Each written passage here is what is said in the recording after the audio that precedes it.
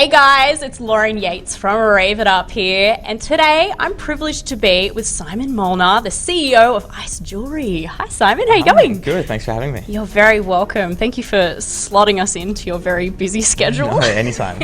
And in between two offices today. Very, very busy, but I really appreciate it. Welcome to Rave It Up. This is your first time on the show. Very, very exciting. But since it is your first time on the show, I'd love to actually start from the beginning, if that's all right, of your very long journey, to get a good idea of how you made it to where you are today, so we can get to know you a little bit better. So your family has been in the jewellery business for many, many years, guys. Your parents ran a jewellery store in Wynyard Station for about 30 years. Congratulations to them, by the way. But so you've really followed in your family's footsteps, but did you actually have any other careers in mind as well? Did you ever think you were going to be an entrepreneur in the future? To be honest, I never thought I would ever end up in jewellery. Yeah, it's an interesting one. Yeah, especially not to be sexist, but for a guy, like it's very different. It's a weird industry. Jewellery is one of those industries where not many people break into it. Most people are born into it. Interesting. I never thought of it that way. Yeah, it's a lot of people in the industry, their parents, their grandparents, great-grandparents, they've kind of been brought up around jewellery. And even kind of Nick and I, growing up, we were both working in mum and dad's store. I kind of manned the Pandora box because it sold itself. And I thought I was a king selling so much Pandora. Look at me, everyone's coming to me. Exactly. And it's funny, Pandora is actually kind of the start of the whole journey. So my parents were Pandora stockists. And I, just for fun, when I was at school, I would have been in year 11. So a 16-year-old kid, and I decided I want to sell Pandora on eBay. And smart idea.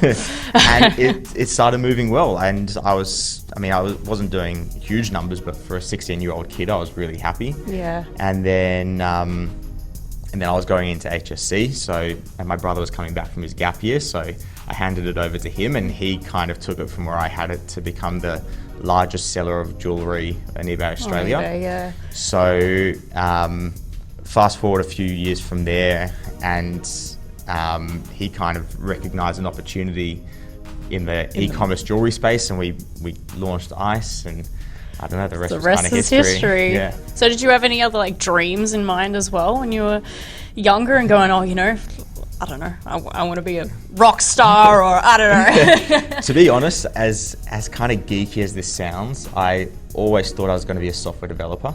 Interesting. My first job out of school was kind of in the software development world.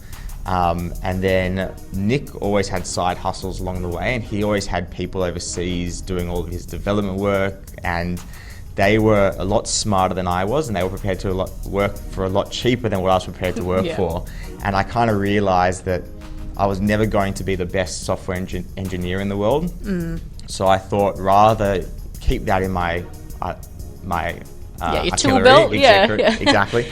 So kind of keep it in the back pocket and use it when I need it, but I didn't want to make it my whole focus. So a big focus for me, kind of between 18 and 25, was just to build more skill sets. So it wasn't so much what I was doing, it was more what I was learning. So I was fortunate enough to work with a gun digital marketer, and I learned digital marketing. I managed to learn a lot about e-commerce and business in general from my brother. I kind of had a really lucky path that kind of guided me in the right direction to give me the skill set required to be able to run my own business. Well, it sounds like you and your brother are such a good team. You both bring so much to the table, and it works. Yeah.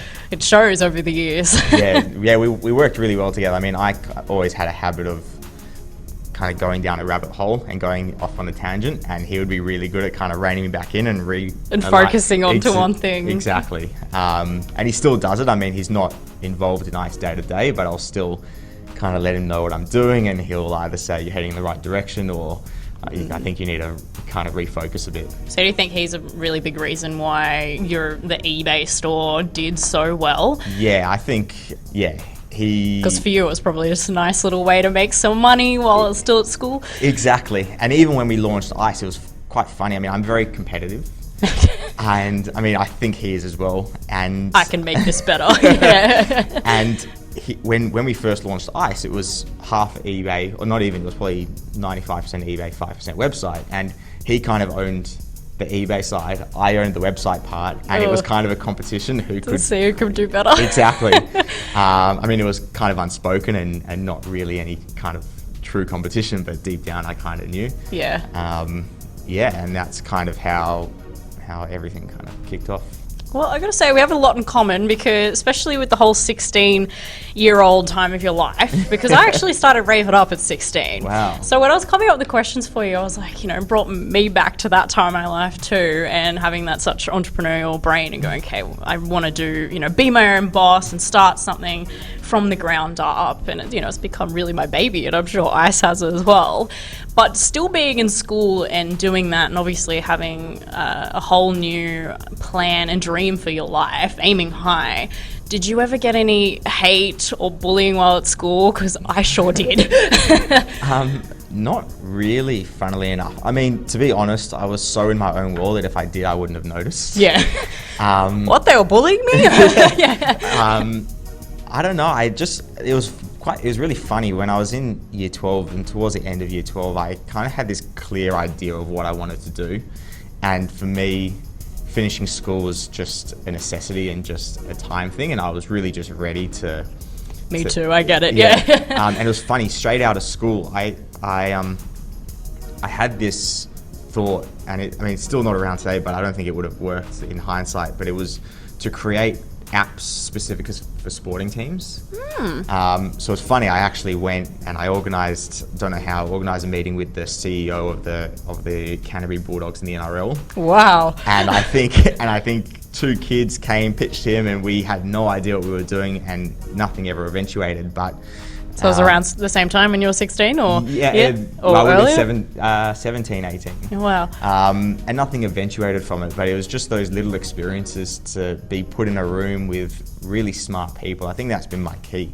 My first boss always said that if he was the smartest person in the room, he was doing something wrong. Yes, and that couldn't agree more. And that was kind of my mindset. I always want to find someone who's better than me at something and learn from them, because there's always going to be someone that knows something that I don't. I remember when I first heard the quote, be the dumbest person in the room, I'm like, why would you want that? But then now I get it. Be surrounded by people you can learn from, follow their recipes. Exactly. So you don't have to make the mistakes yourself. Hopefully not.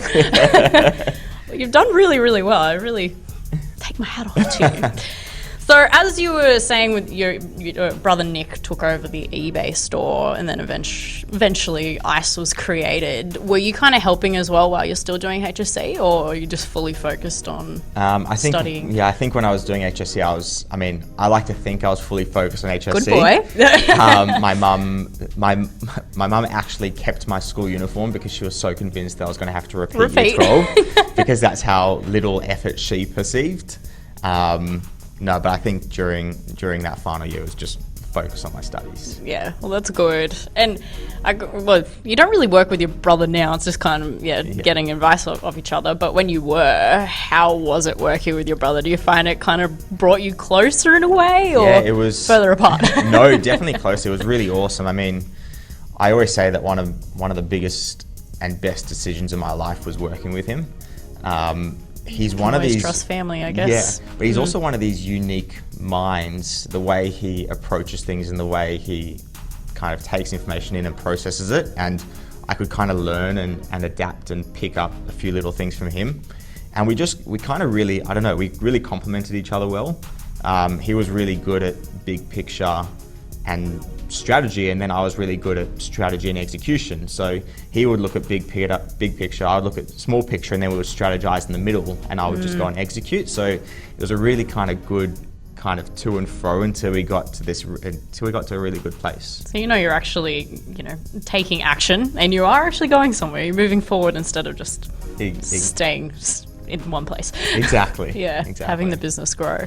And do you remember what went through your head when you first put your first item up on eBay, or even the Ice website? Was it really daunting? Did you even think it was going to become the next big thing?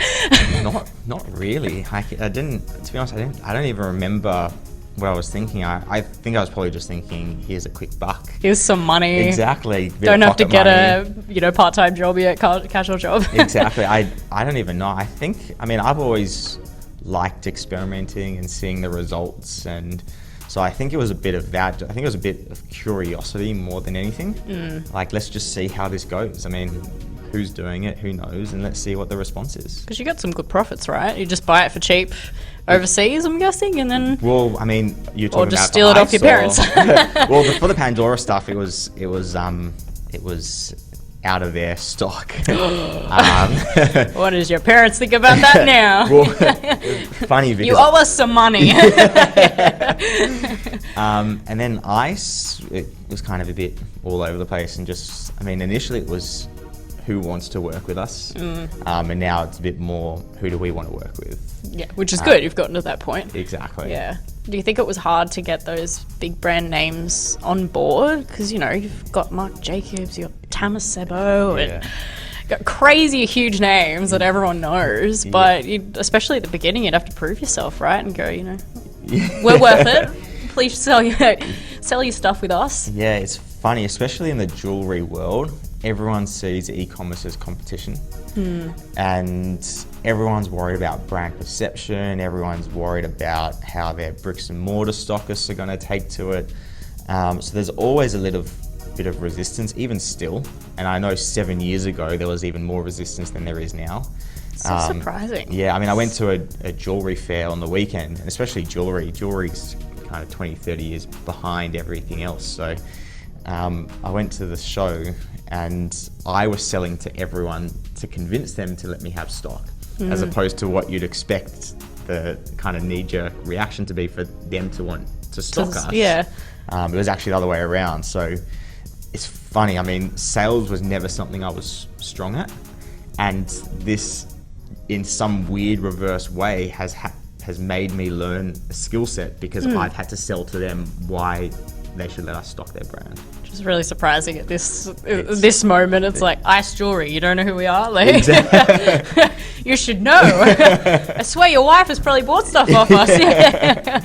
Well, at least you've got that new skill set, as you said. You can just add it all to your tool belt. Exactly. I like to call it a tool belt. Yeah, I feel like that now with my utility belt. Yeah. Well, it's true. You kind of bring it out every now and then. You might not need it all the time, but you use it every now and then. Now, you and your brother, you know, really took over their concept of the jewelry store, you know, brought it into the digital world, online world. And even in this digital age, you know, I'd say we still have many installed jewelers, though, which is really surprising. Do you think, like, down in the track, they might be going out of business? Do you think more people will be going Yes and no. online? The big thing, I mean, the thing of physical retail will never die. There will always be a person that wants to touch, feel, try on. They don't want to worry about delivery, returns, all that kind of thing. They want to know that what they're getting is what they're getting. Especially if the guy's about to propose or something. I don't think they want to buy an engagement ring online, do they? We have I have seen that, but I'm like, that's surprising. Yeah. Who really would have thought people would want to, you know, see what they're getting? And I think the thing that a lot of retailers in general forget is that the customer is the focus. And at the end of the day, it doesn't matter what you're doing, it doesn't matter what you're selling, it doesn't matter where you are, it doesn't matter what your competition is. If you provide the best possible service that you can to your customers are going to keep coming back. It doesn't matter who else is out there, it doesn't matter what anyone else is doing. If you are the best brand to your customers will be loyal to you. And I think that's what a lot of bricks and mortar retailers are forgetting. And I think a lot of jewelers, if they're going out of business, it's because they forgot that the customer's the focus. And I think, I mean, their loss is our gain, because if someone has a mediocre experience somewhere else and they come to us, I'm going to make sure they have the best possible experience. Yeah. But if you provide the best experience possible to your customer, and it's not only experience pre-sale, it's also experience post-sale, then you're going to have a customer for life. Yeah. Did you get the package all right? What'd you think? Exactly. I mean, we've had... Tell your friends. the number of times we've had a customer have something go wrong, and whether it's our fault, whether it's not our fault, it's really about how you react. And how you react is going to be the taste that's left in that customer's mouth. And it's funny, I've been talking about it a lot lately, that if a customer shops from you and they have a great experience first up, if you assume that you have a scale from -100 to 100, and someone has an experience from 0 to 100 straight up, their experience of you has increased by 100 points. Yeah. If someone had a bad experience and their initial experience was -100, but then you managed to flip them to 100, their experience improved by 200 points. So arguably that customer had a better experience with you than a customer who had a great experience first up. So every time there's a customer that has a bad experience with us, that is my biggest opportunity, because if I manage to flip that customer, then I've got a customer for life. And I kind of I use the word empowerment a lot, because if you empower your staff, you're going to get great results. But if you empower your customers, you're going to get even better results. So if my customer has a bad experience, I'm going to look into why.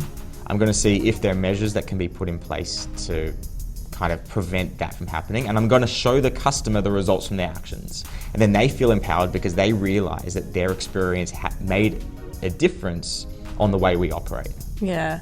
So I'm guessing that I read on yesterday a post that you put on LinkedIn about a customer that was having a bad experience but took it out on your mum. Yeah. And you just chucked it back at him and said, you know, I'm happy to fix it, but no one speaks to my mother like that. And you just hung up. So you got him at 200% now? No, not him. There are some people. I did like that you did that, by the way. Integrity, I love it. Respect for the mothers out there, you know? There are some cases where you're never going to win, and then it becomes damage control. But very few people are irrational for the sake of being irrational. And if they are, I don't really want them as a customer, because they're going to be difficult down the track. That's true. 99% of my customers that have a bad experience, anyone that has a complaint, more often than not, there's a reason for it. And they could be having a bad day. Exactly. Yeah. And sometimes you pick up the phone, you speak to them, you work with them on the solution, and at the end of it, they're really happy. There are going to be people that don't want the help and just want to be upset for the sake of being upset. And those people, you almost just need to let them feel what they need to feel. Yeah. And when they want to come back to you, let them know that the line's open and they can come back to you and we can help them. But more often than not, you give someone help, they're going to take it and they're going to be appreciative for it. I think that's good advice for us all. And I'm sure there's many people listening today that own businesses and have heaps of customers that they need to make happier. Another thing I really wanted to chat to you about today, and you did mention it very, very quickly before, but it might be something that a lot of our followers don't actually know, is at the end of 2014, you and your brother Nick co-founded Afterpay. Incredible. Didn't even know that about you till, well, Paul Greenberg told me. Thank you. Shout out to Paul Greenberg. He put us in contact. And it's something that everyone knows about now. It's like grown exponentially. And it is something that I would say not only that we know about, but a lot of us use, especially, you know, us young people that can't pay for things up front.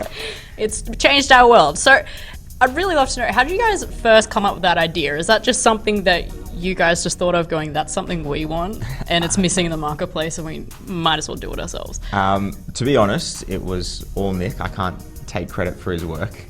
I won't tell him. No, I'm joking. It was, I don't know, our dinner table was a lot of ideation growing up. It was always ideas being thrown out. Even when after I was in the early days, it was all sitting down, what can we do better? What can we try? All these kinds of things. I love that. It's like becoming better humans, you know? What can we do to make that better?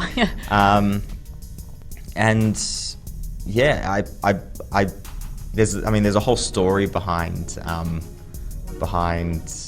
Nick and Afterpay and it's funny. Have you seen Jersey Boys? Yes. So at the start of it, they love say that movie, musical, everything. At the start, they say you ask 4 different people, you get 4 different answers, and it's the same with Afterpay. Yeah. The story can change depending on who you ask. My perception is that I just got to sit back and watch my brother create something awesome. And the thing about Afterpay is that it was one of those products that just made sense. And when it launched and the early adopters, because it made so much sense and because it was something that was new, they were so passionate about it. And when you have such a core, passionate customer base, it makes everything that much easier.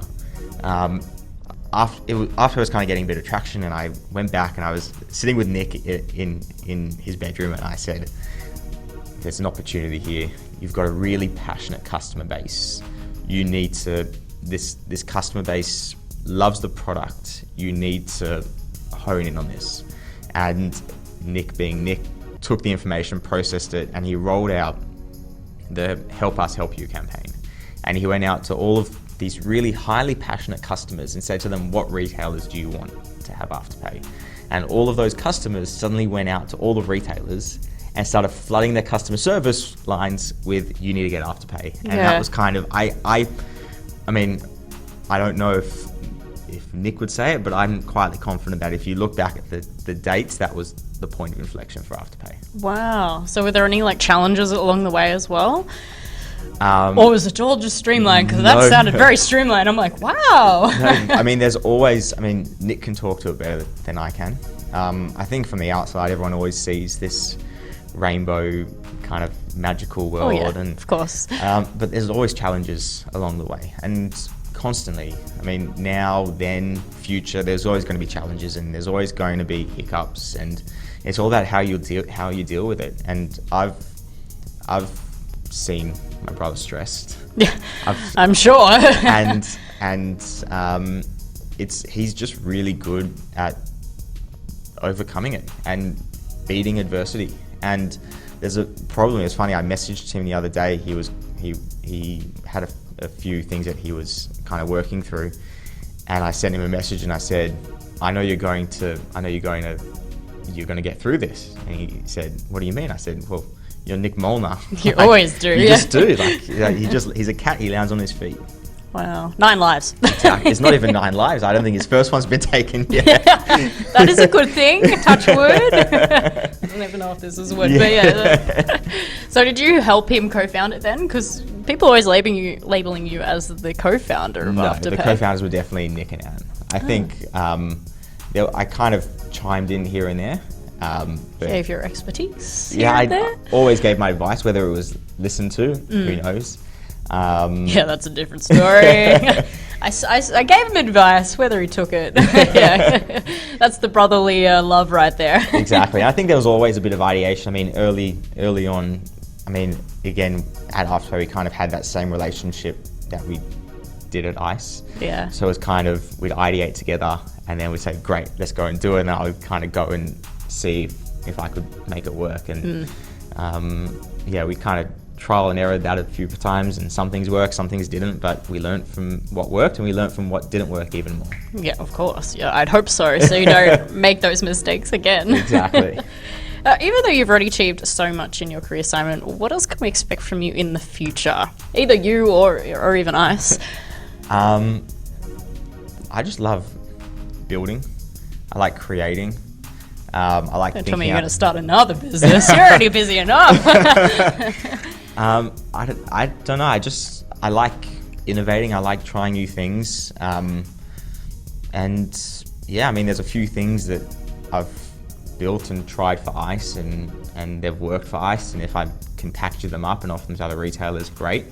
I don't have the bandwidth right now to. Yeah. But I don't know. I think there's so much that can be done in retail and broader, and I don't know, I see myself as a problem solver. And it's funny, when Nick and I were at Ice together, Nick would always say, if you want a manual task made better, give it to Simon to do. Yeah. And it's because I hate repetitive manual tasks, and if I see an inefficiency, I'll try and find whether something exists externally or whether we can build something internally. I'll try and find a resolution for it. That is so smart. And it's funny, people come to me with their different business ideas, and I'll say to them, what problem are you solving for yourself? And if they're not solving for something that directly affects them, then they need to do a lot of research to make sure it's applicable. Because the only way really that you can know if someone wants something is if you want it yourself. And I think a lot of successful businesses were products that were solving for someone's own problems. Yeah. Oh, that was so deep. Fix it for yourself first. Start internally. I love that. And do you have any advice or grand advice, maybe some top tips for those who actually want to follow their dreams of either becoming an entrepreneur themselves or starting their own business? Yeah, there's a few kind of, videos, talks I listen to. I grew up playing a lot of rugby, and I would listen to these motivational talks all the time. It would get me fired up, and a lot of them applied to my everyday life. And one of the messages, one of the consistent themes across them all is that if it was easy, everybody would be doing it. And everyone always expects that it's going to happen overnight. People will come to me 8 months later and they say, I've given up on it. I was like, you've been doing it for 8 months. How can you have already given up on it? You haven't even doing it that long. And it's just persistence. It's persistence and hard work. And it might be difficult, it might be hard, but at the end of hard work is success. And then it'll be worth it. Exactly. I mean, you can't look forward and see success. You can only look back and see success. So I never thought about that. Wow, I just had a light bulb moment. Did you see it? So you can't sit there and see what you're going to get to. You can only look. Success is retrospective. So you can only kind of work towards something, look in the moment, and then look back at the success you've had. But you can't. It's not something that you can foresee. Look forward at. Yeah. As long as you're passionate about what you do, guys, that's my big thing. Because then you never have to work a day in your life. 100%. You wake up every day and want to do what you're doing. Exactly. A lot of people are surprised I've been doing this for nearly 10 years. And they're like, that's a long time. Why are you still doing it? And I'm like, I love it. I love talking to people and hearing people's stories and also changing people's lives. There's so many people that watch these videos and they just always get something out of it. Yeah. And I appreciate you being on the show today too, to share your experience. We are unfortunately getting to the end of the interview. It's gone very, very quickly. But as a closing statement, and was probably the most important question, knowing what you know now, what would you tell your 14-year-old self? That's a really deep question. No, it's not. It's 14-year-old me was very nerdy introvert. Yeah. And I don't know. I guess I kind of learned to own it. There's not too much that I did growing up that I would say to do differently. I've always kind of had my head in the clouds, and I think that's always helped me get through because I don't know. I'm just in my own world, and nothing really gets to me. Yeah. I don't know. I mean, I always listen to response, and people say things will get better and this and that. And I mean, I don't feel like I had those adversities that other people might have had. They're always learning building blocks and learning curves, but they're just natural with kind of growing up. There's not too much. I think it's just. I think the one of the key things over the last few years that I've learned is just knowing who you are and owning that. And if you know who you are and you're surrounded by people who like you for you, then you can be yourself with people that like you for you, and you don't need to act anything differently. Yeah, absolutely. I don't know if that's relevant to the business world. But, it is, I'd say, yeah. But I just say, just know who you are and be you. Don't try and be anyone or something you're not. Yeah. So 14-year-old little Simon, just keep doing you. Exactly. He's doing a good job. And if the listeners would like to contact you or find out what you're up to in the future, where should they go? Anyone can email me at simon@iceonline.com.au. Oh, that's so nice of him. Just offered his email address. Or find me on LinkedIn, anything. I mean, I feel like I'm kind of rambling on a bit here, but I know both myself and Nick, we wouldn't be where we are without the help of people that gave us their time for nothing. Yeah. And I've kind of always had the mindset to pay it forward because we were in someone else's position once upon a time. Yeah. And someone did it for us, and it's our responsibility to do it for someone else as well. Well, thank you for coming on the show. No, Appreciate you giving the time.